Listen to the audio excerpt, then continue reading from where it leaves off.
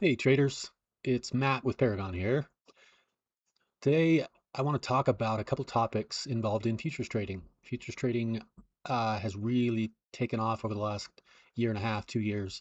It's become really, really popular, but there are a couple things you really need to understand about the futures market that are unique to it if you want to have long-term success, because most traders lose money in futures. Um, I know I can suspect why there's been the explosive growth in futures prop trading assessments being purchased.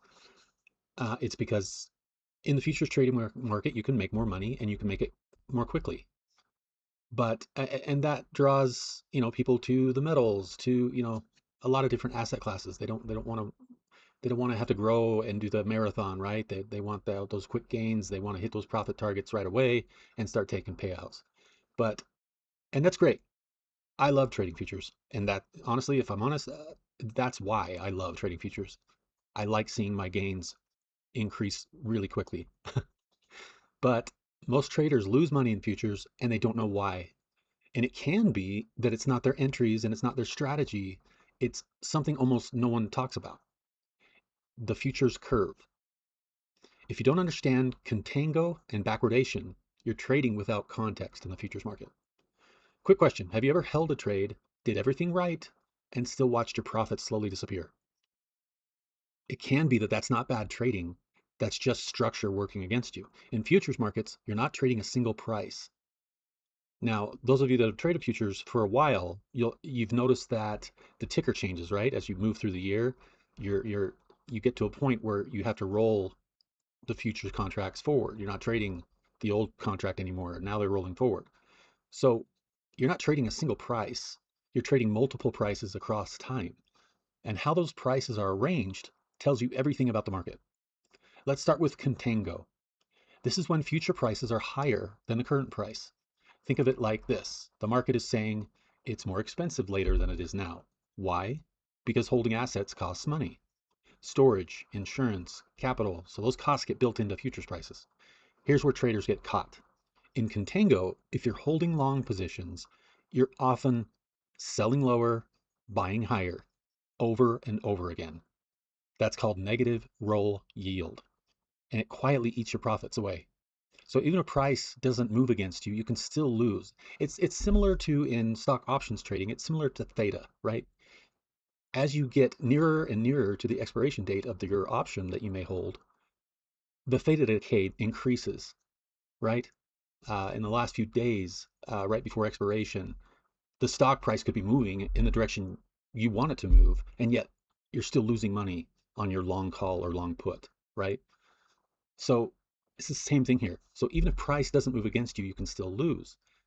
Now flip it. Backwardation is when future prices are lower than current prices. That means that the market wants the asset right now. Supply is tight, demand is high. There's urgency. And this changes everything, because now momentum tends to be stronger. Moves are more aggressive, and holding positions can actually work in your favor. This is where you often see positive carry instead of negative. So what causes these shifts? It's not random. It's, first of all, supply and demand, market expectations, and real world events. Energy shortages, backwardation. Oversupply, contango. The curve is reacting to the reality, the economic reality. But here's the mistake most traders make: they ignore it completely. When I first started trading futures, I had never even thought of these two things. I will admit that. So if you don't know what these two things are and you've never even considered them when you're trading futures, you're not alone, but you should probably figure it out. So these traders, they ignore it and they focus on indicators, entries, patterns, but not the environment they're trading in.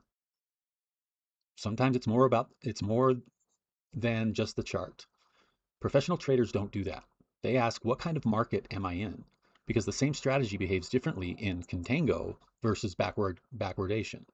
So here's how to think about it. In contango, be careful holding long positions. Understand your costs over time. In backwardation, expect stronger directional movement, but also higher volatility. This isn't about signals, it's about context.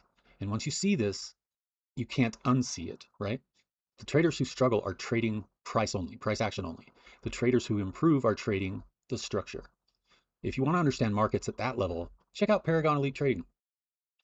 We break this down step by step when we're coaching traders. So you're not just trading, you're actually understanding what's happening.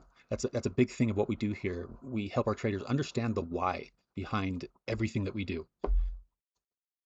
Because once you understand the futures curve, you stop guessing and you start making decisions with context.